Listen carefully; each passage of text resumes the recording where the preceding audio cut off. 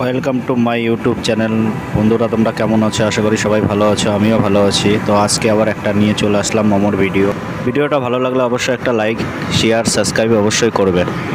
এখন মোমোটা যেটা বানানো হচ্ছে এটা হলো ফ্রন্ট মোমো। দেখো ফ্রন্ট মোমো কেমন করে বানানো হয়।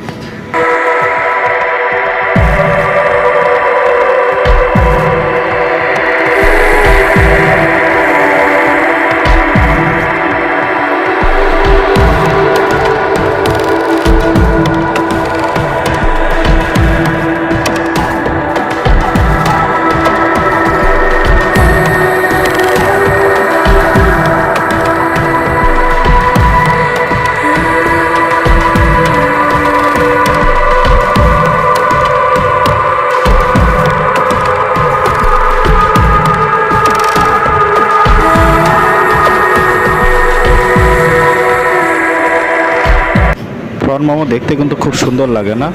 ভালো করে দেখো, লক্ষ্য করে, খুব সুন্দর লাগছে, গ্রো খুব। এরপর যে মোমোটা বানানো হচ্ছে সেই মোমোটা হচ্ছে তন্দুরি পনির মোমো। এই মোমোটাও বেশ খেতেও সুন্দর। এরপরে যে ভিডিওগুলো তো মোমোর রেসিপিগুলো আমি দিয়ে দিব। ভিডিওটা যদি ভালো লাগে অবশ্যই একটা লাইক, সাবস্ক্রাইব, কমেন্ট অবশ্যই করবে। কি করে তন্দুরি পনির মোমো বানানো হয় বা সব মোমোর যতগুলো রেসিপি আছে একটা একটা করে পরের ভিডিওতে আমি ধীরে ধীরে সব দিয়ে দিব। তোমরা ভালো করে লক্ষ্য করলে দেখতে পাবা এখানে কতগুলো কালার মোমো আছে। সবই এখানে ফ্রন্ট মোমো, তন্দুরি পনির মোমো, ভেজ মোমো, অনেক কিছুই আছে। তো মোমোগুলো কেমন করে বানানো হয় সব রেসিপি আমি বললাম পরের ভিডিওতে দিব। ভিডিও বানানোর চেষ্টা করছি, পরের ভিডিওতে রেসিপি শেয়ার করব তোমাদের সঙ্গে।